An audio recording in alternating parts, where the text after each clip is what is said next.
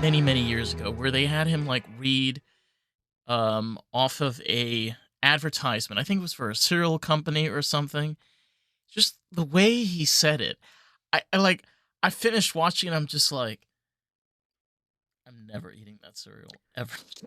But there's a reason we remember these voices, and it's not just the sound of them, it's the Yeah. personality behind them. Vincent Price was one of the great voices. Modern, we got James Earl Jones and Morgan Freeman, and they had so much more than just a sound. I know. It's a little creepy sometimes because when you're like walking around and hear their voice and then you know that they're no longer alive. In some cases some of them are no longer Right. alive. You're just like, did they really That die? that's a life-changing experience. Not when the first person that you were raised watching or seeing or respecting passes, but when you realize it's a regular event now, then suddenly you're like, oh man, How does it work? yeah, yeah. Yeah. I mean, they're they've been trying recently to like bring people back from the dead. And I mean some examples have been kind of a little Mm, scary. You know, like I feel like there's certain people we shouldn't be bringing back from the dead. right. You know, I mean, for obvious like reasons, especially like be able to respect the craft and be able to move past with certain things. Like, you know, takes Star. I've talked about this before. Like, take Star Trek for Hmm. example. Right? Imagine if Gene Roddenberry was alive right now. It would be nice, but that would be a little Look, freaky. anybody who is 30 or older is going to understand how much a person changes in 10 years of life and experience. And now, once you're at 50 or 60, you've come to realize you never stop changing. I mean, you're still the same person, but you become more of this and you kind of shed the stuff you're not using. So, to bring Gene Roddenberry back right now, he is not going to have acclimated to the world that it has developed. He's not going to have grown like he needs to adjust to this stuff. But I think a more likely thing is taking every piece of data ever assembled on someone, putting it into an AI that will impersonate them, and then putting it into an android body. I think that is more likely. I don't think our biological components has what it needs to go forever. You've just got to replace the parts with things that are more easily replaceable, and that includes mind. Yeah, it's interesting on how I was talking to somebody about this, but I really want to hear your thoughts on this. Where there's an argument over Gene Roddenberry's like interpretation of the future because there's no screens that we traditionally think of. You know, there have these giant consoles and things that they're interacting with, or just going into a holodeck, or just asking like, "Computer, give me Mm-hmm. this." And I spoke to somebody a few years ago, and he was a scientist and kind of broke it down for me. He said that it's a genius idea, even though it's straight out of the Right. 60s, where what he was thinking is it's the computers in their minds. It's a level of where we no longer need an iPhone, or we need tablets or computers. It's all integrated with our psyche. So those consoles that you see are just ways of them physically inputting their consciousness into this computer. Hmm. Which was like, that seems very futuristic. I don't know how realistic that is, but with what we're seeing now, it feels more and more I realistic. think with that kind of environment and reality and things going on, the rest of the show makes no sense. We would not be at war if we were to a point that we had not only done everything Gene imagined, but everything else that your friend there spoke of. Um, I think something Star Trek might have figured out, and this is metagaming, if you will. They don't. Hmm. They do have screens. They carry around tablets. They look at the big view screens. Spock would look into his little thing, but they're not entertainment screens. For entertainment, you go Oh, experience in holodeck, giving the 30-year difference between the yeah, original series and Next Generation. right. But I think if we wanted to say this happened, They realized experiencing life is more valuable than watching somebody else's imagining of it. Living, Mm. doing, creating, expanding your mind, it's healthier and more interactive. It's exercise for the brain. Whereas watching a show, it's more like a really good bag of chips for the brain.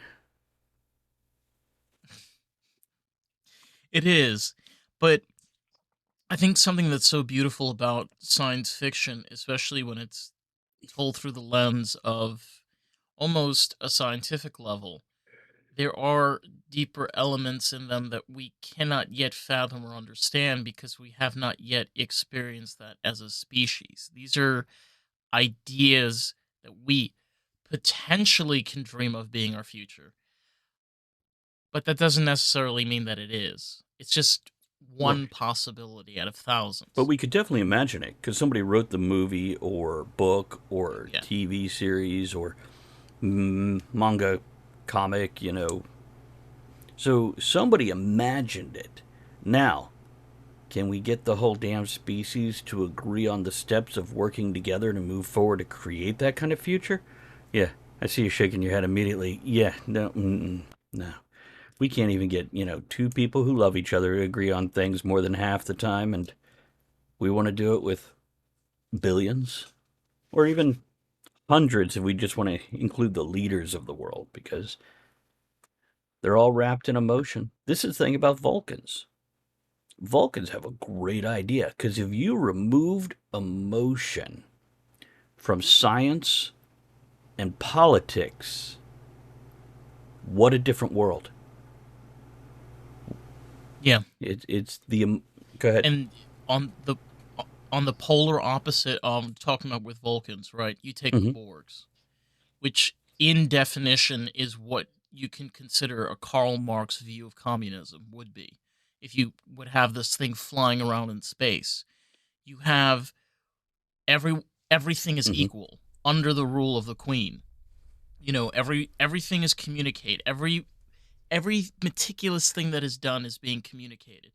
But the greatest weakness of it is there is zero individuality. There is zero creativity. There's just one Right. mind. It's a I hive wouldn't mind. even call that communism because communism still involved people, which means you involve individuality. It is definitely more of Right. the, it is absolutely the hive mind, but much more insect, where they might be individual units, but personality wise, barring the lit RPG and other fantasy stuff out there, yeah, ants do not have a lot of personality different from any other ant. And Yeah. that's the other side of the coin. And this is the balance you can have when you could blend personality and individuality with moving forward as a society. And it's when you get too Yeah. far where the individual is too important and society doesn't matter at all, society collapses.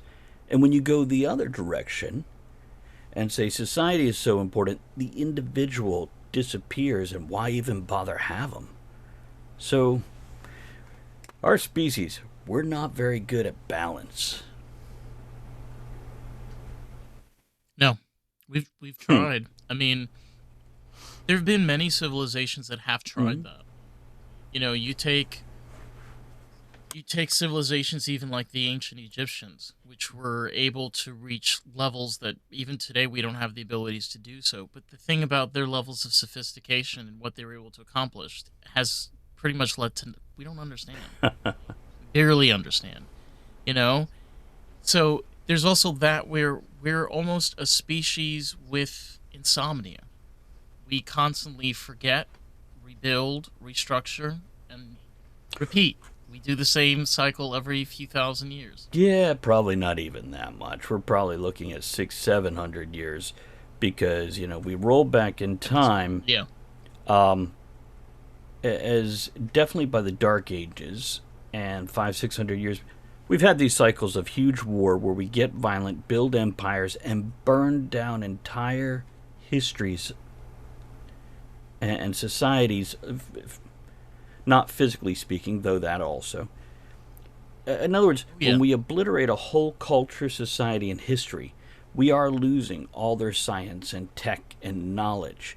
We're denying the people who made concrete in ancient Roman times had any value. But they have roads that are still in use, made over 2,000 years ago, because they knew to add limestone to their concrete mix and, something like that.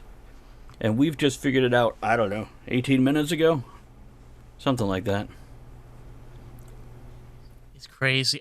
I live here in South Florida, and something really interesting you learn even about the Seminole Nation that used to travel Mm-hmm. down here. Most of Florida is Oh, yeah. swampland. So there's no what that means in simple English is that there's no Right. bedrock underneath separating the ocean, meaning that if you dig deep enough under where my feet is right now, there'd There's be coral. ocean. Under the Yeah. sand, there's, There's but it's all basically porous. yeah. Yeah. Exactly. Eventually over time it starts to sink like many islands do. And the Native Americans realize this about certain parts of the United States, not even South Florida, even parts of Louisiana was like Mm-hmm. this too, where they treated this mainly as a seasonal gathering place where they would come here for necessary whatever it could be. It could be for hunting, it could be for fishing, it could be for tools. They'd camp for a few months, and then depending on the seasons and change, they'd take their tribe and they would move up to another area or another region. When you ask these tribes why did their ancestors do these things, they'll tell you it's because their ancestors understood the land around them. They knew which seasons had the best areas for harvesting and vegetation. They knew the best places for hunting. They knew the best places to gather. That, it seems an ancient idea of thinking, but hello, you live on a planet that's flying in space. Don't you think it's kind of smart for people to know the environment and the land that's around them? It sounds You know? pretty It's like basic common sense. And by the way, I lived in right. Florida for most of my early life, 25 years off and on. Hmm? So I'm with you on this, and I've gone camping in the swamps and all this sort of thing. But yeah, It's beautiful. it has its, well, like every area. I've moved over Yeah. 60 times in my life, and people are like, what do you like best? And I'm like, the people I'm around. Because every area Hmm. has its, oh, this one has hurricanes, that one has earthquakes, that one has lots of tornadoes, that one has, no, we won't go there. Anyhow, yeah, we'll go with that instead. I was going to say annoying people, but yeah, everybody finds different groups annoying, so usually it starts with Yeah. family and moves out from there. Um, but yeah, you think Karens. Yeah. with almost 45,000 years worth of building communities, homes, etc., we would look into longer term weather cycles and patterns, at least yearly, if not the 7 year where we get El Nino and El Nina. Um, and just know you don't build on a fault line. You realize everything east of the Appalachian Mountains was once a swamp, and if you're building there, you're actually having to terraform and destroy an ecosystem before it lives where you're comfortable. And so on and so forth. You realize, the center of the United States used to be an ocean, and it's actually lower than the sea level, so it could A, Hmm. dry out like the Dust Bowl in the 30s, or B, fill back with water if we have a big enough earthquake that it opens up the path from the ocean to central US. Hmm. The point is, why are we so dumb we can't build somewhere where it works better for us? We Yeah. we tend to like this is what we were talking about earlier. We tend to look at the stars and look at all of the stories and fantasies that push us towards those Mm-hmm. horizons, for the next venture into space exploration. But here's the hard, cold truth. In order, I think any scientist and any expert can agree, for any species, in order to reach the level of space exploration, there needs to be a level of universal communication and understanding. You cannot have nukes being pointed at people. You cannot have people living on a planet that have no freaking idea what is underneath their goddamn Right. feet. Yeah, when they attack It's just not. It's not when possible. they tack the word race onto the end of space, so everything is a space race, it's now a competition Hmm. instead of a cooperation. And competition Yeah. does breed excelling, but when it gets too large of a competition, too broad, and not a specific, narrow competition to create that drive to move forward and better yourself, when it's so broad, you flounder. And that's what we're doing. We're floundering. We just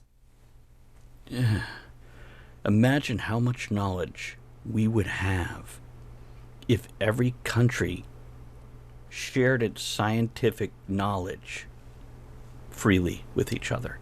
How much further. And now, with computers and AIs being able to search the internet in seconds to find 900 articles and boil it down to 10 bullet points, why can't we do that with science? And suddenly we'll find out 7 countries have been working on the same thing, learning some things the other didn't, and one is further in the. Oh, so much potential that we crush for ego. There, there, there is, and as somebody like I'm in the Mm, automotive industry. I've talked about this before, where something you realize when you're in the industry and you're a person that, in my case, I love electrical and mm, electronics. I love all the ideas of moving forward, progression with right. computer technology. But to see on how the German and JDM markets are killing it in this Mm, country, killing it, and they've been killing it for so many years, and it's like, as an American, as somebody that's training in a trade, I have zero desire to take my skill, time, and efforts and to put that into an American company, because the Germans are doing it right. better. They have better communication. They have better ways of making these computer systems work in these vehicles. Same thing with the JDM market. So you almost, like, you're living in a society where you have to pick and choose where you want to put your future, where you want to put your time and investment. And, like, I don't think we're going to be alive enough for space exploration to take off. Let's be real. Like, that's not going to happen for a good another few hundred, maybe 4 or 5, maybe even 1,000 years. I don't know. I've got a few theories But on that. you do. But first, I want to go back to what you were actually talking about. And then, if we remember, definitely Yeah. let's go into the theories of, as a species, how we could do this quicker and better. First of all, you talked about Hmm. computer system, electronics, even mechanical stuff. America is stuck in this capitalist loop. And I'm not shooting capitalism down. It has its place and it No. has its benefits. But one of its drawbacks is, let's look at phones, something most of us have. A lot of the folks watching this right now are probably staring at theirs. How often do you need to replace a phone now versus how often did you need to replace a phone 10, 20 years ago? Phones used to last till the technology increased or changed or improved. Then you got a new phone. Now it's a 2 year cycle with these better products breaking down right on time when your payments are done. That's planned obsolescence. And that's one reason, with a capitalist mindset, it's hard to get ahead. You're so busy planning the next version that somebody else is going to need because it's got a new color or a new type of glass on the screen. You're not looking at creating the next item to move everything forward. No.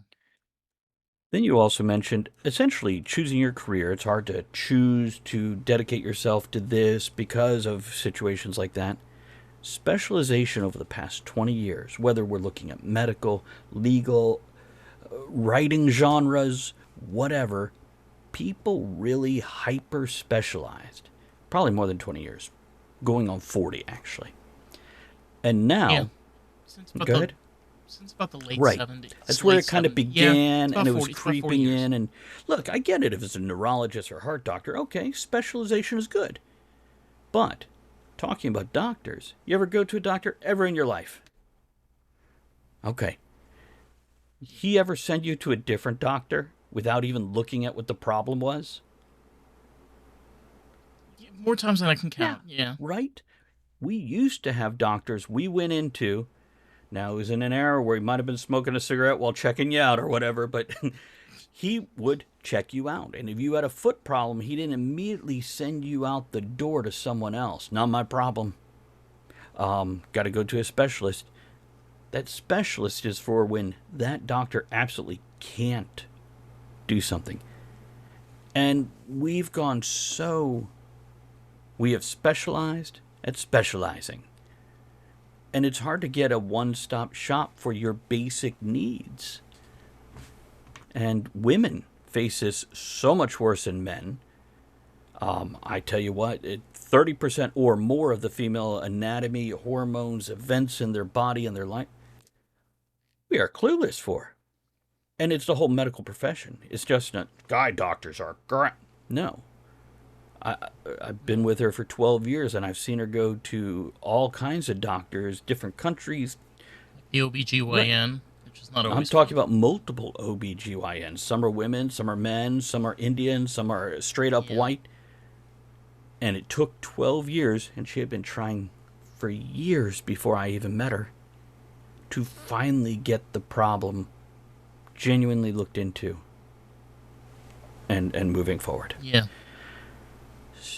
I have a good friend of mine. She ran into the same problem, and we were talking about this, and I told her, I said, honey, you got to keep on trying. She found this incredible doctor that, like, without even a beat, checked her up, sent out medications that she needed without even like ask, just sent it out, made sure she got everything she needed. And we were like talking. She's like, "Is this real?" And I'm like, "Yeah." Sometimes it takes a while, but once you find the right That's it person, right there.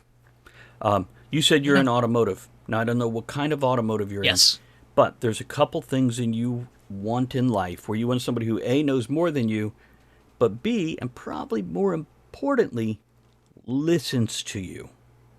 Not to gauge where your knowledge is, but to get all the knowledge they can. A mechanic is one of those. If you have a car mechanic and you can get the same one for every car, this is gold. A lawyer and a doctor, right up there with mechanic. And fucking, oh, I'm sorry, we did not have the pre show conversation. Language okay? yeah. You can say fuck, Okay. cunt, I just don't want to piss, upset anyone. bullshit, cocksucker. You know, and Nah, it's good. we can have a alcoholic drink on air. You're okay with that? And Oh what about yeah, snorting yeah. I mean, cocaine I'm on the having air? my, No, I'm kidding. yeah. I mean, I'm having my Yeah, that's alcoholic cool. beverage over here. I mean, who can afford cocaine anymore? It's crack or nothing. No, it's becoming too It always has expensive. been. I'm like, how do these people afford to do this great variety of drugs and that job they work? They've got the biggest, newest TV, a great car. Of course, they live in a cardboard box with an extension cord. So I don't know. I guess it balances out Mm. somehow. Li- Listen, as somebody that lives down here in South Florida, I can honestly say Miami's built by coke. Okay. 100% Miami's built by cocaine, and what basically Palm Beach is built by rich capitalist investors and See, lobbyists. and that's the area You I know? grew up in. I was in Fort Lauderdale, so I'd go to West Palm and Boca Raton. I would go to Miami, Hollywood, as far out. I followed the expanding of civilization as it crept into the Everglades and the swamp area. I lived in places where gators still wandered by, even though you're in a full community. It's just 2 years old, and the gators haven't realized they got evicted yet. They don't like being evicted. But the thing about gators are, unlike crocodiles, they won't come after you. They're kind of lazy in that way. But if you piss them off just the right way, Yeah, run. and if you 'Cause they're not like crocodiles. They will eh, get you. Gators are not no, sweet. and if you drag They're bait not. on a line, such as a small dog or child, yeah, they're coming for it. Don't do that. Yeah, they're coming for it. That's another complaint, and it sounds like we're talking about our species. No, they. You know what? People don't understand this. Like these are Right, prehistoric dinosaurs. Okay, Florida is riddled with prehistoric animals that like should have gone extinct 60 right, million years ago, but right. hasn't. And yeah, it's they also think the world is bubble wrap and hand sanitizer. You ever been at a restaurant and somebody's like, I got a bone in my taco? And you're like, yeah, you know it's meat, right? Mm. Made out of meat. And Yeah. things that supply meat have bones. So it happens. And, or Yeah. they're like, how come my kid fell on the sidewalk? I'm like, what? It's, we built these. So yeah, my point is the people that expect everything to be as clean and as sterile as a movie you watch on TV. I I'm Mm-hmm. 26, okay, and I still run into people, especially like even with Mm-hmm. dating, where they're maybe 24, 25. They don't Oh. drive. They don't own a car. Okay. Look, I don't have great credit. I'm not currently working, but I have a car. Mm-hmm. Okay. It's a 14-year-old vehicle, but I Right. have a car. You know, I'm not saying that like everybody need to be responsible. I'm just pointing out it's like, hey, there's certain things that when you're older, I think should be kind of understandable. Be able to take care of There's yourself, milestones in life, right? and some are optional. You don't have to get married and have kids on the timepiece of society. But No. knowing how to function as a complete adult in society, and here's what I'll say, they don't have to have a car, but they should know how to No. drive one. It's kind of a skill required in this country in most cases, barring individual situations. If you're living in New York City or Yeah, Chicago, I'll give you a being pass. 70 years old, being, Yeah. if you have something missing a hand or a leg, or you're going blind or already are. These are very valid reasons. And for some folks, I just can't because of anxiety. Okay, I get that. It's stressful to drive, especially I 95 in South Yeah. Florida. Oh my God. Those people. I'm a New Yeah. Yorker, so I'm one of those. Listen, I got a Mustang. I understand it's got V6 in there, but boy, oh boy, you cut me off or piss me off, I will treat you like a fellow New Yorker.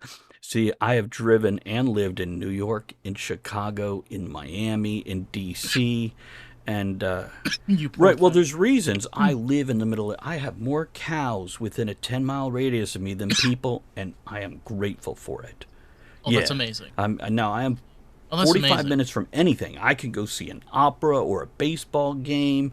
I can go to IKEA, the 16 theater megaplex with the leather seats. Are you in PA? I'm in Virginia, and You in yeah, I'm Virginia? between Richmond, which is about the center of the state for people that don't know, and Washington Yeah. D.C., which is at the very northern point of the state.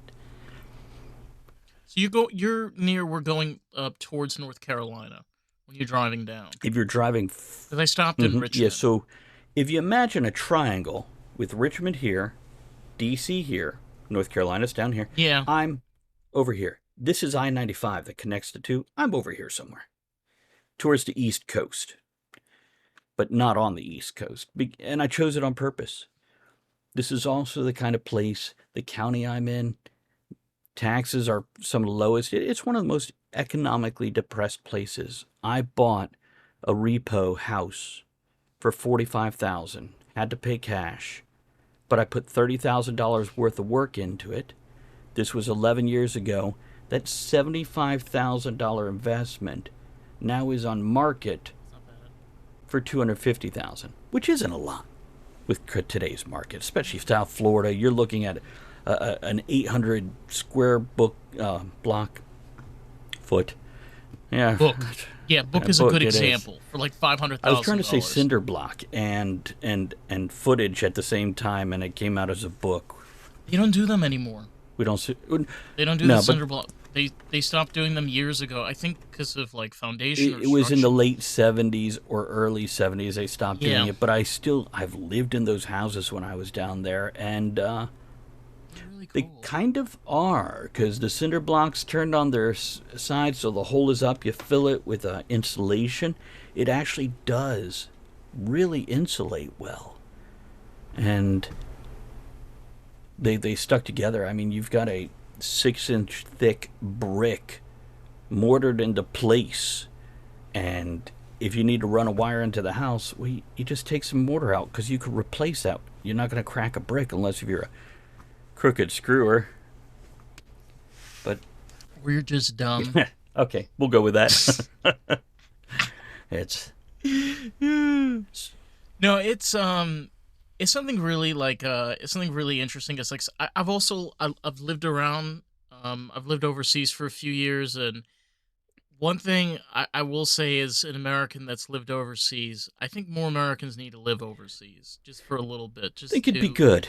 experience that Coca-Cola doesn't come in 4-liter bottles. When you ask and buy food, it doesn't come on 6 trays. You know, like a lot of places in this world, like you live on a lot less, you live a lot smaller, and keep your big mouth shut. Otherwise, you get thrown in prison for government offenses. I swear to God, that's a real thing that happens in Okay, Europe. I'm not necessarily pro that, but keep your mouth shut for the sake of No, not at all. courtesy. Let's go with that. And by the way, can we learn to recycle like other countries? Because we did this in the 50s and 60s, and then it slowly morphed, and now we're paying other people to recycle, and if we buy a product that has been recycled, it costs us more. What happened? This is I can tell you in the automotive Go ahead. industry, but I don't know about Let's other start with that. industries. Let's hear it. So, one thing that started happening, particularly with the JDM and German markets, they tried Mm-hmm. outsourcing to be able to keep up with all the rules and regulations, because the United States has a lot of rules and regulations that are Oh required of yeah. manufacturers, for safety. So, a lot of German manufacturers decided to go with cheaper products and materials. So you ended up with Mercedes vehicles that are like made like from like 2010, 2012. They look great. Then you sit down and then everything just starts peeling and fading and cracking and breaking all over the place. But then you take the same car that's 10 years older than that or 10 years Mm-hmm. newer, and you don't have any of those Right. problems. And the literal reason why is because they're like, hey, you're slapping us with more rules. We're going to figure out a way to make this Right. cheaper. Right. And then we Right. could Didn't work out very not well. only did they make it cheaper, they then raised the price, pointing at the government, going, "They made us raise the price, but they used less Hmm. quality ingredients, and Uh the huh. cake came out tasting horrible and crumbly." Horrible. Um, and Horrible. and that's very common. And with our current political situation, we're going to see a lot of that too, as people have to juggle and shift and figure out how to adjust to whatever comes out of all this. There's going to be adjustments one way or the other. I mean, when you see billionaires calling each other's names and the news going, it's a messy breakup. Well, it's not boding well for everybody trying to make a buck. But I guarantee No. anybody who has $1 million or $1 billion, and I mean corporations, not just individuals, they're going to find a way to take that buck away from us. They did it in COVID. We had shipping problems. They raised the prices to cover the cost of shipping. We didn't see those prices go down when the shipping went back to normal, did we? No. And the same thing with anybody that says they're raising their prices due to tariffs or whatever. Yeah, even if those disappear tomorrow and it all goes back to the way it was a year ago, no price is coming down. Do you know? The greatest rebuttal to that is the fact that in regards to with automotive, the fact that JDM Hmm. companies and German manufacturers are now building here in the United States. They are investing heavy in the American auto techs to be working and specializing under their brands and labels. I know this because I'm in Right. school and I've spoken with people from these companies. This is what they want. They want to build a stronger presence in the United States. We are literally allowing other companies, other businesses from other places outside of our own Hmm. nation to come here and try to help structure us this country. You know what that tells us? It's like we keep forgetting that what makes America is the fact that we're a place of immigrants.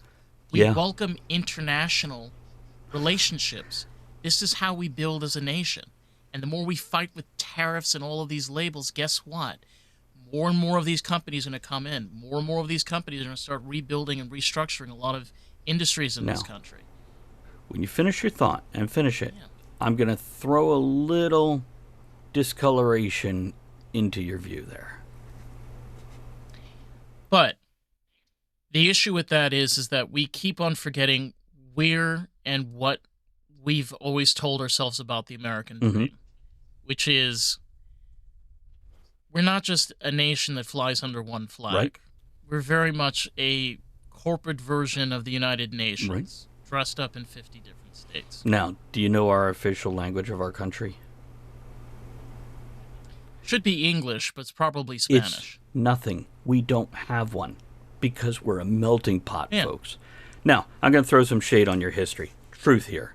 That kind of shade. It's going to make it a little bit darker. Yeah, we built our country on the back of immigrants from day one.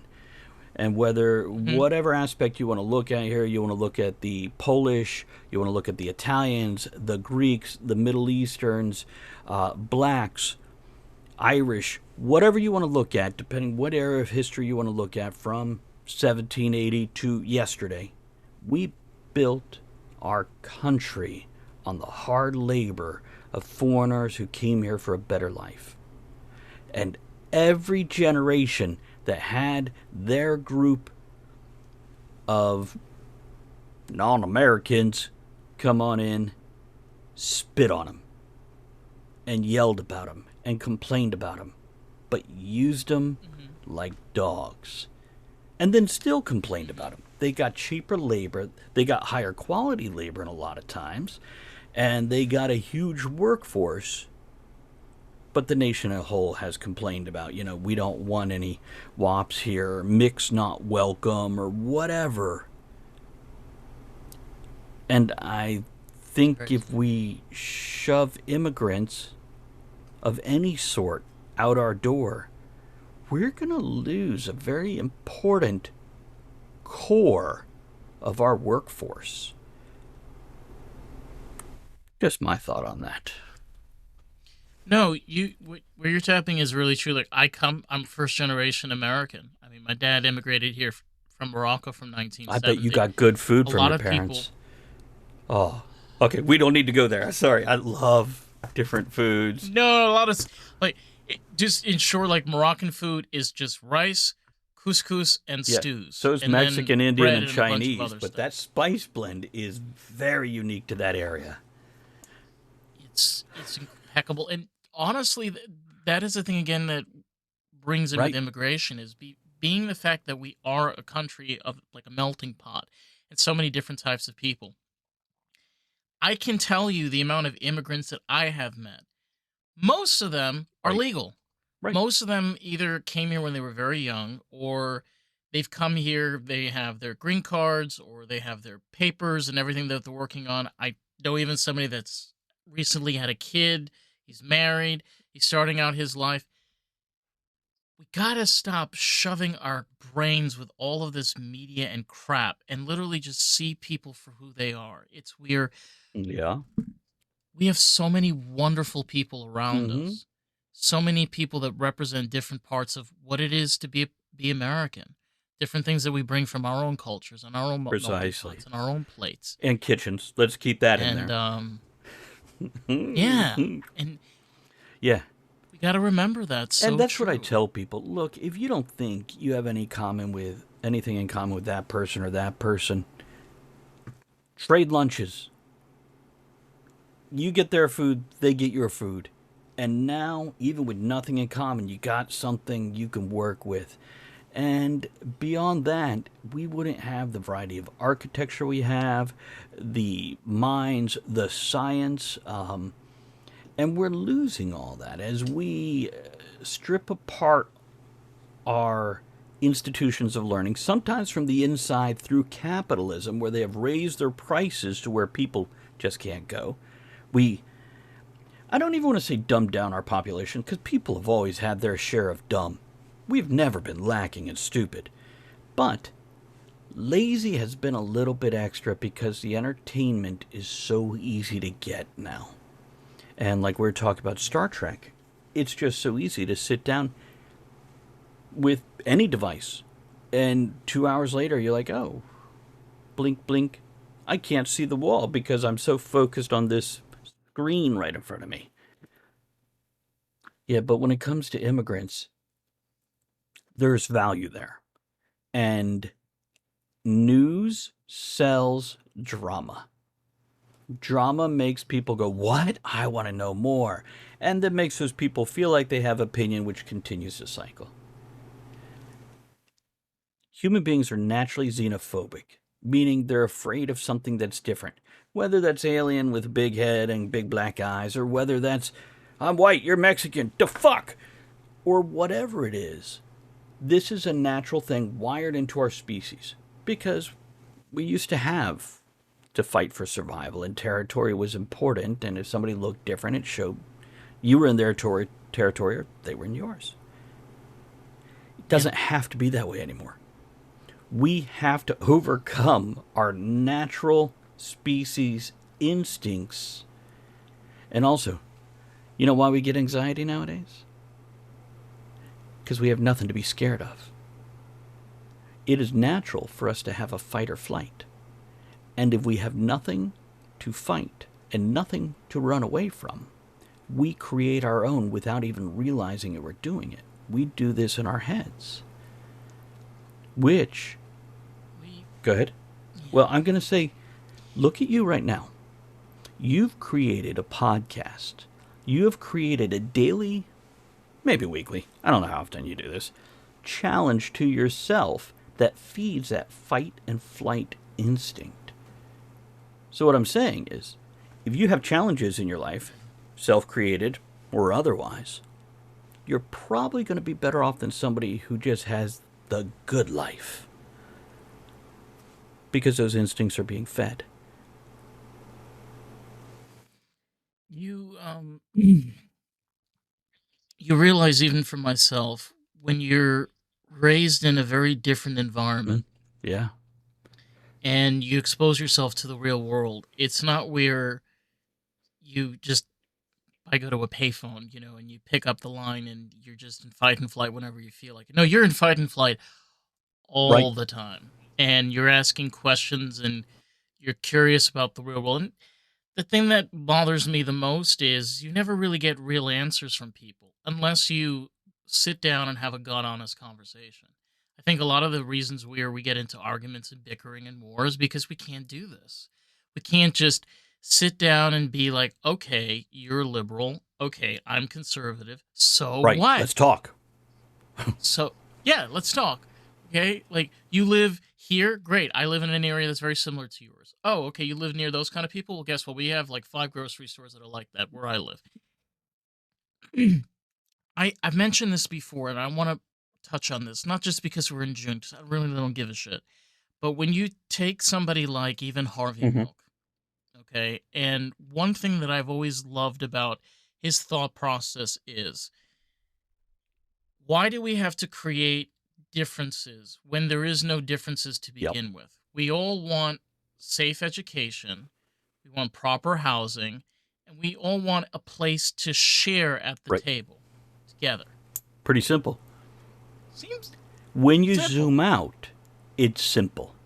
When you zoom in, it gets messy. And people start arguing over details. Remember earlier, I'm like, I want to talk about our species and moving forward. This ties into it too. I feel like there's a couple genetic lines that come from 250,000 years ago or before we were building civilizations, when Neanderthals were mating with, and I'm going to mispronounce it, sorry guys, Devronians or, Homo sapiens. Floriensis, I think. You might be right. Yeah, I get it wrong all the time. I should stare at the word for like 3 minutes till I get it right. Floriensis. But my point is, we had Check. multiple bipedal, frontal lobe developed species on our planet. And in general, we crossbred in some cases, but in general, Homo sapiens killed off the other species because we got a little bit of violence in our DNA. But I suspect A little bit, yeah. I suspect if we could go for these recessive genes of working together, because they're out there. And for example, this is not, we're going to look at the primate world. You know what a chimpanzee is and you know what a gorilla is, right? Okay. Mm-hmm. Gorillas, Denisovans, by the way, thank you. just check. Thank you. It's, yeah. There is a Star Wars species named like Darovians, and I always get them in my head. So, anyhow, I'm a Star Wars nerd. But with chimp, That's the best. he has its place. Yeah.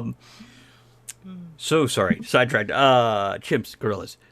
Yeah, Gorillas chimpanzees. are peaceful, and they're not really going to mess with you unless you threaten them or their Mm-hmm. community. And even other gorillas, they'll do the display. They might fight a little, and then they realize, yeah, you win. We're going to back off before anybody gets really hurt. We're good.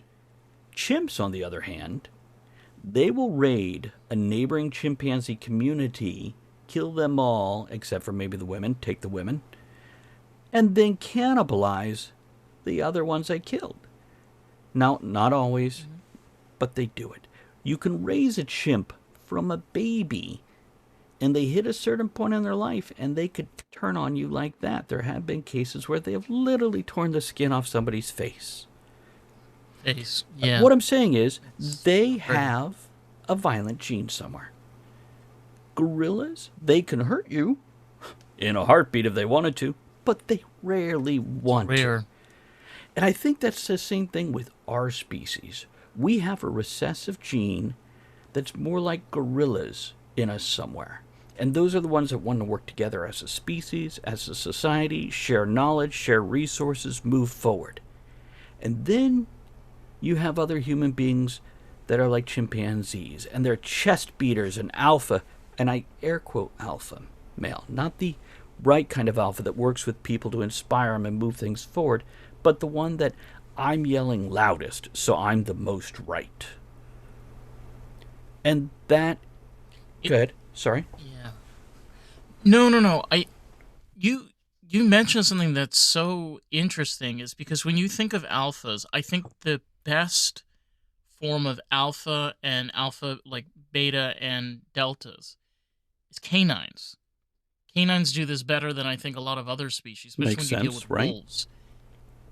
The level of communication between the alpha and the following pack, they could be hundreds of yards away from each Mm-hmm. other, and they're able to get into these like coordinations where they all just come symbiotically in line, in tune with one Mm-hmm. another. With humans, we don't really have that. I mean, you do. You have that person that can scream the Right. loudest and get a point across, but it's not really alpha, beta. Yeah. Well, the drawback there is we tend to listen to the loudest and give them that, we feed that into them.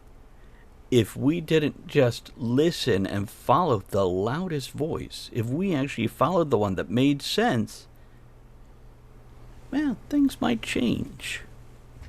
Never quickly. Oh my Yeah. God, it never changes quickly, and it goes in cycles, folks.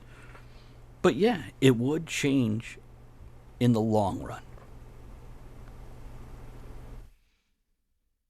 We just don't know how to be patient. Yeah, and you know, I don't know how to be well, I was patient. about to put the blame right on me too, because it's, I'm a writer and I market my books, and if I try something new and 3 days later I don't have a shit ton of likes and comments, I'm like, well, maybe it's not working, and I have to remind myself, will you calm down and do this for a month or 3 months, because nothing is overnight and it takes time to build momentum. Remember that first bike you ever got before you had all the special stuff on it? And when you jumped on it and started pedaling, you didn't go zoom right away. You had to get those pedals going. And God forbid you were Yeah. uphill. Then it took a little longer. It And the same does. with all this. Hmm? I.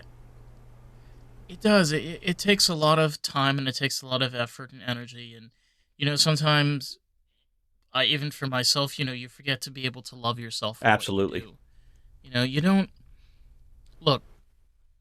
No artist is going to be the best artist in the world. You could be the best artist for Mm-hmm. yourself. Very true. That's what I always say. You could keep bettering and bettering your craft. And I think one thing I've learned, especially talking with a lot of people, I think the thing that destroys people the most is when you allow your audience to control you. Oh, The second yes. you do that, you're And the finished. greatest example I can throw at people, there's a billion examples of this, but look at your favorite It's- TV show, season 3 going on to season 4. There's a shift, there's a change. They have enough audience giving feedback, they will change the whole feel of a show because the people that came in, not in the beginning, not their original fans, but the masses. And we've seen musicians do this. We've seen writers do this, where they get stuck in a series. We've seen artists. Yeah, it happens constantly across the board. I mean, Queen. I'm thinking of Queen as being the most recent example. Like, look, a lot of respect goes out to Roger Taylor and Mm-hmm. Brian May, but my God, my heart goes out. They never grieved. Like, I know it must be very hard to lose a best friend, especially in those Yeah, circumstances. Like, I don't give a damn. It happened in 1991. You lose somebody that right. hurts, no matter how much time passes. But you can't replace Freddie No, Mercury. no. And It didn't like. Adam Lambert's very talented, but like, he does a great job. sorry, honey, you're not Freddie. Nobody is somebody else if they want to be their own person. Hmm. And there's a value in an overlap. So in this example, Adam, yeah, can you do Freddie's old songs? Great. So now hopefully we can continue with our old fan base, but we want to keep moving and our fan base is aging out, so we want to bring in new fans too. Whether it's their kids that made them listen to them all their lives, or whether it's, Joe Blow from middle of nowhere that heard you on Hmm. Spotify and went, hey, who's this? Because the whole feel of music changes every 8 to 12 years. The whole, like, you know how you can watch a movie and you can tell pretty much what decade that movie was filmed in by how it's filmed, the angles, the lighting, the technology. The same with music. Yeah. You can feel that generation's fingerprint on the glass of that music. If you listen to metal from the 2000s versus metal from the 80s versus metal from today, they're distinct. They have similarities. They're all metal. And the same thing with being a person. You go ahead and have that overlap. But you be you too. There's value. There is. And I think tying into like we were even talking about sci-fi, even with like Star Wars and Star Trek. Like, don't get me wrong, like there's been a lot of really great series that have come out of Star Right. Trek, but what they're doing with the levels of technology, they're kind of erasing the pencil writing that Gene Roddenberry has already put into Mm. place. It's like I'm not gonna throw out any names. You know exactly what I'm talking about. When they start getting into specifics with fusion drives, especially Ah, the newer generations, like okay, all right, okay, okay, slow down, slow down. We don't need a science class for see? something that we clearly know is not completely That's the realistic. beauty of soft sci fi. You get to go into this world. The technology exists, and maybe the nerd, the geek, the engineer of the group gives you a tidbit here or there to show that they're all about it. Yeah, But you don't need a lesson. And here's what I'll say no, that earlier, changing because of audience opinion, did you watch Star Trek Discovery, the series? Season 1, Season 2, maybe not a popular opinion. I fucking loved them. They were great. Season 3, Michael Burnham, the female lead, got emotion. Suddenly, this strong, driven character was a pile of Play Doh. And not because the male counter demanded it. This is just what. And she started whispering everything. Every time she got passionate, instead of getting loud passionate, she got whisper passionate. and she was passionate a lot. And I'm like, what are we seeing here? And it went from a small ship contained storyline and drama to a galaxy wide thing. And I'm like, all these changes, maybe it's a great show, but it's not the show I've been watching. And I stopped watching it. I have no idea what happened in season 4 and 5. I know there was a cat. I was pretty happy there was a cat. I like cats. That's it. I It's just okay, maybe it's because I'm like a nerd or a little bit of a geek. It's just where when you take shows that like even Mm-hmm. Voyager, okay, or I always forget the name, the one that took place on the Deep space Space Nine. station. It was really yes. Um I don't know, there was something where it even though Gene Roddenberry was no longer Uh huh. alive, it still felt very much still like the Right. story. It still had the element of the new federation, of what was kind of going on, the new technologies. I don't know. It in short, it felt more Gene than what's coming out now. Now it feels less Gene. How about We got less it Gene in felt Star Trek. genuine instead of genuine? Yes, It felt had genuine. his Yeah. distinctive. Because they followed certain rules he laid out when he wrote the first series. Also, quick hint for everybody out there who's never watched the old Star Trek series and you want to. If you start to watch season 1 and you're like, I can't watch this, start at season 4. For Next Generation, Deep Space Nine, and Voyager in particular. Hmm. Star Trek Next Generation, because you could do this in the 80s and 90s, it took 3 years to get its stride. But by season 4, you've got some incredible storylines and characters and writing. Season 4 of. Go Some ahead. No, honestly, to your point, by the way, which was really cool, I heard this on a podcast. The thing about that season in particular, there was a lot of things that we started discovering in Right. science, like things that we know about asteroids now, about certain microorganisms, and things which is Right. And they brought it in the oh, show, and it was certain delicious because it added this yeah, this theme of discovery that the whole damn series. hmm But Deep Space Nine, season 4 is when the Next Generation stopped. They brought over writers and characters from Star Trek The Next Generation to Deep Space Nine. And suddenly, it got a whole lot better. Voyager, I think season 4 is when 7 of 9 came in. And I'm not just saying, hey, boobs, gather around. I mean, yeah, gather around, boobs, don't get me wrong. But there was so better yeah, storylines been a while. happening. The original Star Trek series took 3 years to get their stride for various reasons. And so, yeah, if you have a hard time getting into it, jump ahead a couple seasons. Then, when you go back and rewatch season 1 through 3, it'll be like a behind the scenes filler. You'll enjoy it for a different reason. I just upset some nerd, by the I way. don't know though. I'm I'm a little skeptical. I mean, obviously, it's a new generation. It's a new take of what Star Right. Trek is, but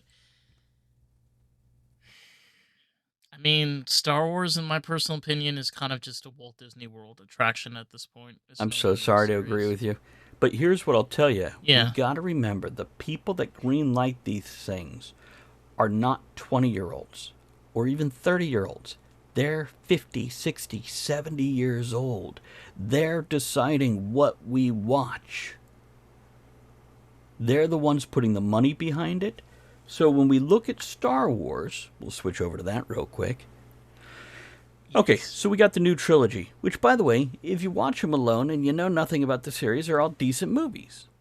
If you're invested because of 20 or 40 years of background, all these secondary movies, all these. Oh, you're up. You're just. Plus, people are like, well, they tried to pander, they tried to give representation. And by the way, let me just say, representation is absolutely important. Making it feel like you're wedging it into something is the wrong way to do it. If you go, look, we got a black guy, we got a Latina woman, you've just done it wrong because you've just pointed at them. If you make them a natural part of everything, then it's part of the world. It's not a political machination to make somebody go, "Oh, I like you because you did a thing." You added to the story instead of distracting. And that's a lot of these things recently that have happened. Um, Yeah. It's so weird because I don't know, it as somebody that's been around people that remembers, the time even in the 80s and 90s where, you had a lot of those graphic right, novels and comic books and these series and stuff that was coming up that was around like Star Wars and kind of the whole saga. And then, you know, Disney had like a few little hurrahs, like, they came out with the Book of Boba right, Fett, which started off pretty great. Like it kind of followed a pretty traditional story we see from the graphic novels from the right, 90s. And then made a Yui like down Route 66, just right, woo. It's odd because to your point, it's like where the people that are greenlighting this are from older generations, but at the same time, you're running into a scenario where like they're forgetting that there was a whole story already right. written before. Can I jump on another rant real Yeah, quick? and even George Lucas Can admitted we to this. stop This making is part of this. Yeah. prequels of anything ever? Can we move forward in the story and tell a new story? Something I've always said about Marvel or Star Wars. When you make a new movie, don't reinvent Han Solo. Don't give us Spider-Man for the fifth time. Guardians of the 12th. Yeah. whatever, yeah. Um, Guardians of the Galaxy came out, and the mass of people were like, "Who?" Some of us, I'm like, I used to get those comic books. And it was great because we didn't have a level of expectation. We went in to enjoy a story. The same thing for Star Wars. If you're putting out, you know, Ahsoka, we have a level of expectation. Oh, I can't. I Pros and cons, two again, episodes and I was done. I couldn't. it's, and by the way, I love the actress. I would have never picked her Amazing. out for Ahsoka, though. I love her. She's strong, she's sassy, she's spicy. Yeah, but for Ahsoka, okay, well, they did what they did, and by the way, some people loved it, and I didn't think she was bad. Just wouldn't have been my point. Is, you know what? Grab somebody we barely know that we've heard of in a third tier. Thunderbolts, another good example. Now I haven't seen it yet, but from what I'm hearing, people are raving. It's incredible because you don't have a preconceived notion of what Batman and Superman are going to do. And I know that's Marvel versus DC. I'm just using other names. Um, we got 20 years before we could get somebody besides Hugh Jackman to ever play Wolverine. Maybe it's better to put up Yeah, X-23. I honestly, I have to agree with you. That was one thing that was nice about, like, even with Guardians of Hmm. the Galaxy, right? Where, to your point, the original comic book, because it was a Yeah, comic book series. I believe it came out in the early 70s. 90s.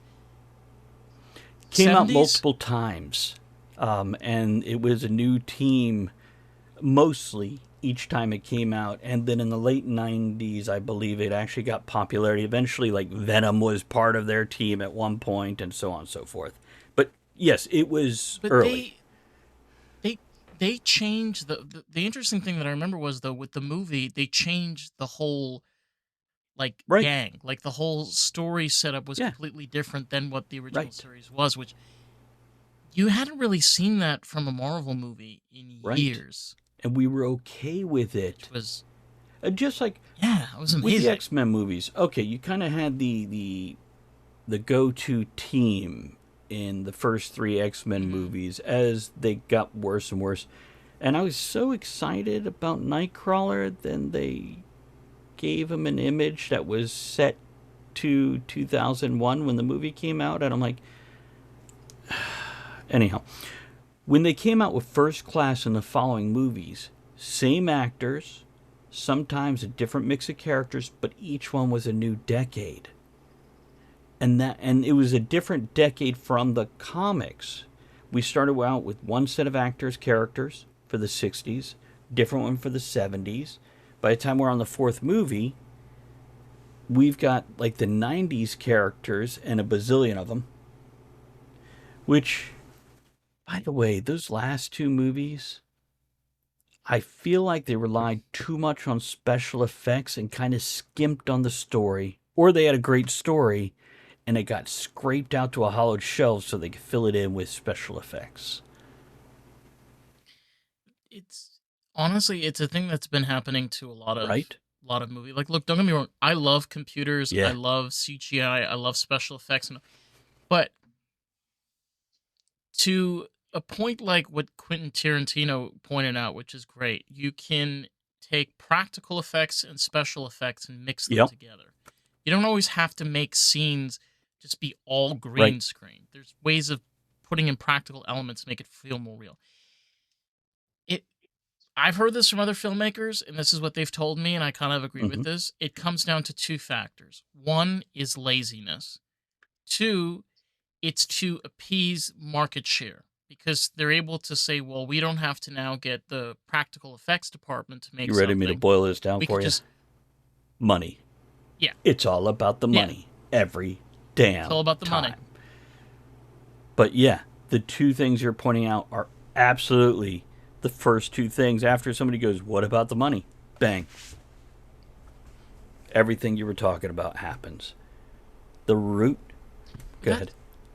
that's why that's why honestly, like I view the indie Yeah. filmmaking sector as more of Beautiful. like the realistic stake in the way that stories are being made Mm-hmm. because a lot of these houses are now being able to make these films bringing in those special effects with those practical Oh, come effects. on.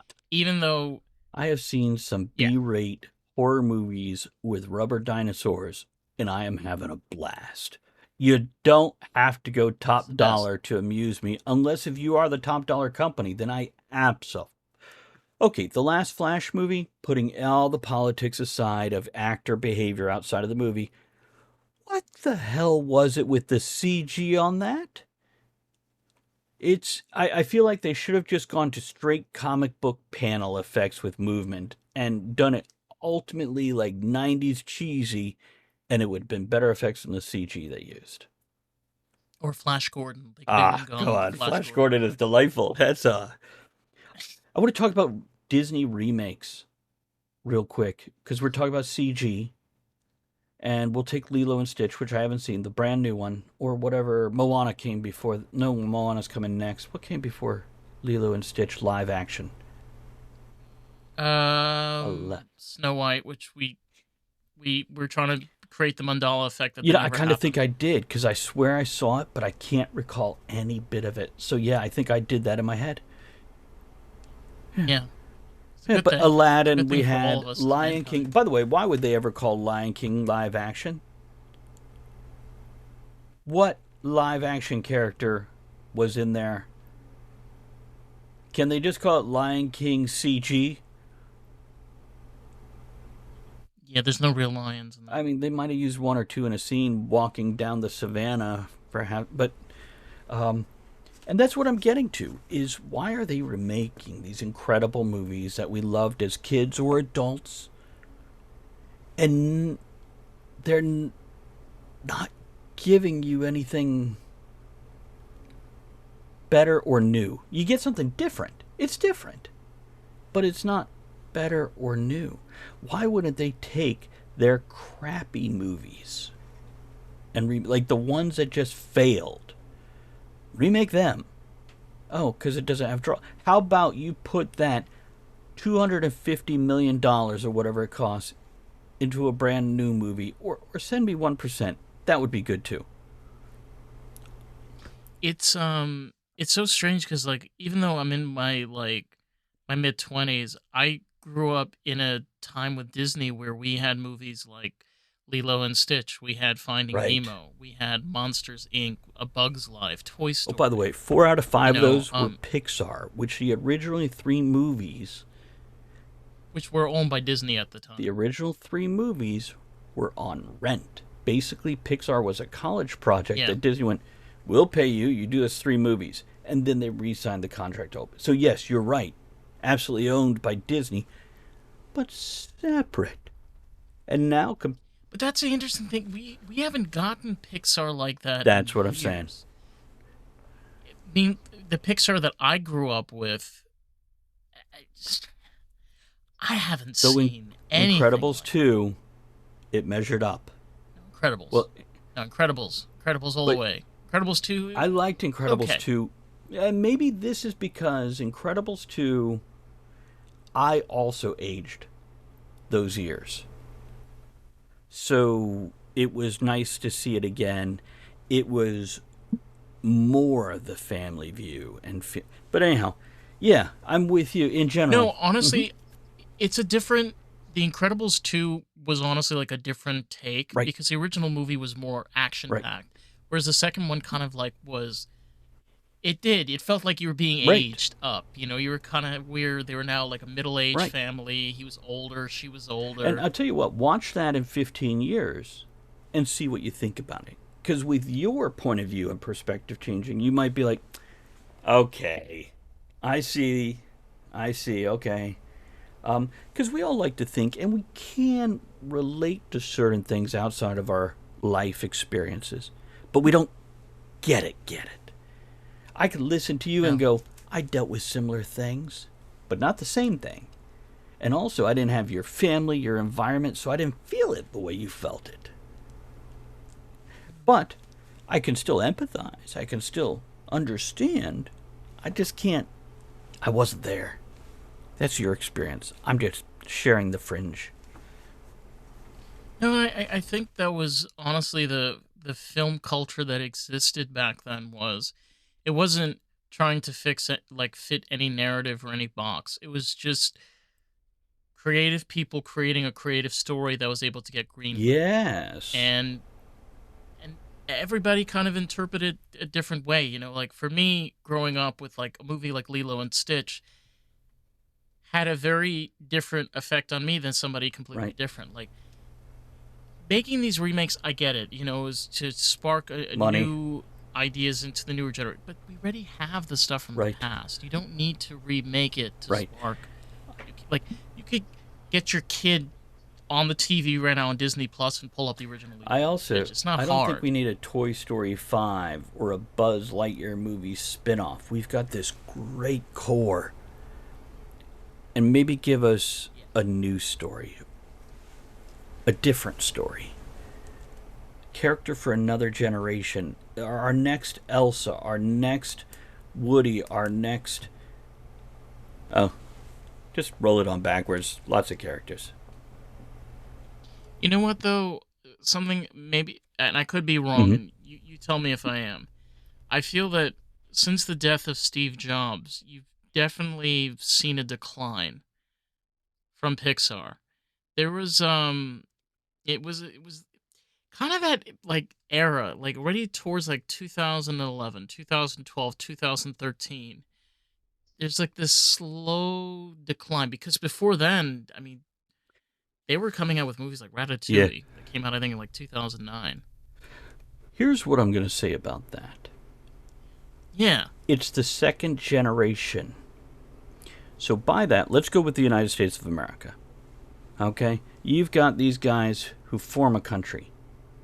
The second generation to get in there, their kids, when they start becoming politicians, and not necessarily literal kids, but, that 20 years later, you see a shift in attitude because that generation had been rebelling against the ideas of this generation. So you see this different turn and take. And sometimes that first generation, they fucking learned what they're doing through hard work, sweat, and in some cases, war. So they have one way of seeing it. Now, let's look at a family business.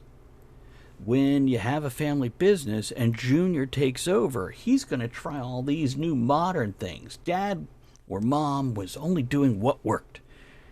In his pizza parlor, he's going to do digital advertising instead of newspaper ads or whatever. He's going to get this cheaper sauce, but because of that, he could add 3 new pizzas to the menu. In movie making, You have a generation that comes out and makes these incredible movies with a brand new company, and they struggle their way up. And then when they pass it on, or I work for Amazon in my day job. I'd love to say I'm a full time writer, but I still have a day job. Hmm. Jeff Bezos quit. I have seen so many changes in that company. Whereas Jeff Bezos was a money making monster, the new, and not just the one guy, because I don't know about you, but the president doesn't run the United States. He just is, No, it's his yeah, it's our cabinet. 4 year figurehead. And not only his cabinet, but the Congress and the Senate, and there's so many. Hmm. But yeah, we Pieces, blame the one on top that we can see. And the of same course. thing with Jeff Bezos. I have seen the management style change, and they're making mistakes that Jeff made 15 years ago as he tried different things. They don't have the experience and wisdom to avoid those things because they haven't done it yet. And the same thing in movie making and filmmaking. We got a new generation going, I could do this better or different They are doing it better, which in is some crazy. cases. But as you pointed out, a Pixar movie today versus one 20 years ago, the older one every single time. Yeah. But that doesn't mean the technology isn't better. But the person making the film, No, it's way better today than it right. was. But they didn't make that technology, that person today. They're borrowing technology that started being formed 20 years ago. I, as a tech person and a lover of electronics, I think I like to throw around that people tend to forget is I use an Apple Right, computer and it uses Mac right. OS. Now, as beautiful as Apple has been with all their Aventura and I don't know, they have all these names for their wonderful. This was created in the mid to late 80s under a company called Next. And then over time, with the changing of the program and how it was set up, it eventually became Mac OS in Right, 2000. But in reality, I'm using a computer right now that is using very similar software, language based right. programming that came out in the late 80s. And of course, It's we 2025. know why Mac and Windows look so similar because they were the Hmm. same program that two different people walked away from each other and Yeah, still kept the core model. And then, of course, later it's because yeah. the industry has to have a certain visual UI. Otherwise, the masses are lost, and you can't move that start button from there to there without everybody just losing their shit over it. No, but it's so strange when people talk about advancement, and it's true. We do have mass Right, advancements. We do have these incredible capabilities and abilities of doing these things. But forgetting of where that is built off of. yeah, Like, for example, in this case of Mac OS, where a lot of these newer technologies that we have are built off of the backbones of people in those first generations indeed. that spent hours perfecting these Hours programs, my ass, perfecting the a codes, getting decade. everything right. Yeah, Decades. and they're still changing. And by the way, can we figure out a way to get rid of all the crap code we don't need in these programs that we just never removed previously? I don't know. We need an AI for that. Yeah. Oh, that's crazy. If only somebody would invent one. That's a good point. Yeah, it's a. Open And I'm looking at AI. Microsoft. As a writer, I use Microsoft Word for my basic. And, there's better out there. This is what I know. This is what I'm comfortable with. I'm good. But yeah, each time they've made a new thing. You know what? I'm totally going to switch gears if you're cool, Dave. Can we quit making me subscribe for things I used to buy at one price? Can we quit sucking me dry $5 to $20 at a time and instead just go, here's $200, don't bother me for 4 years? I What the know. hell? Stop it. I I can't know. afford it. No. And I there's so many things that are following Mm, the same peripheral vision where I have this argument with people all the time. you know um why are you financially struggling? Why can't you be able to make? And I'm like, I'm putting myself through trade school. I'm trying to get Beautiful myself choice, where by I'm the able way. to do this, and I'm able. Beautiful Mm, choice, by the way. Go on. I didn't mean to interrupt. Just like, yeah, yeah, do that. but the reality is, for me, in order to be successful and for myself and be able to financially keep myself afloat, realistically, I need to be making like $110,000 a year just to be able to keep up with costs. Like that to me, and I think to a lot of people, that is just insane. Right? There's just so much money. It's just so much money in order to I'm going to give survive. you and your listeners a couple things you probably don't need to know about me. I told you I bought my house cash, which means I don't have a mortgage payment. Now, my wife and Right. I both work. And so we don't have a mortgage. We both work. I don't know how other people keep up with it. Because we're not, there's most weeks, 30 to 40 hours. Some weeks, 60 hours. But my point is, every month, we have to limit spending one place for another. We went to a chiropractor, helped us feel good. It was nice. When we decided to go to a massage therapist, because, we're getting older, you got issues, it helps with it. We had to stop going to the chiropractor. New insurance kicked in. We're hitting the dentist, 4 or 5 visits for the next 2, 3 months just to kind of make sure we're all caught up with. We have to stop going to the massage therapist. We could only afford one medical area at a time. And so I get it, especially with you. You maybe don't own your own house. Maybe you're making a car payment. And I've gotten to this point, and I'm still like, wow. No wonder when I was Right. 22 or your age, I was working 3 jobs. I was out of my house 80 hours a week because I've done all that. And God, it sucks. We're not built for that. Not even being lazy, just psychologically, we're not built to be worker ants. Our No. animal cycle is you work like a dog 12 hours a day, spring, summer, early fall. And then fall through winter, you take it off.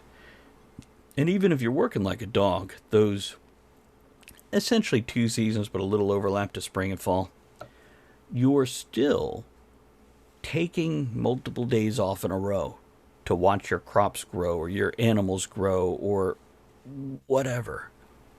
Between jobs of building the next building in the small town you're in. We're also meant to nap at noon. Central America's got it right. We're also supposed to meant to be able to see the night sky without light Right? pollution, but Right? And also, yeah. go to sleep when the sun goes down, wake up at 2 a.m. for 2 hours with a candle, and then go back to sleep and wake up at crack of dawn. That's our Yeah. natural cycle. And yeah, we're fighting nature. And it makes us cranky. I'm cranky. Are you cranky, Dave? Anxious. Sometimes. That's why I got coffee. I'm out of all my drinks, by the way. We've Uh, been having such a great conversation. I'm like, oh, wait, hold on, there's a little more.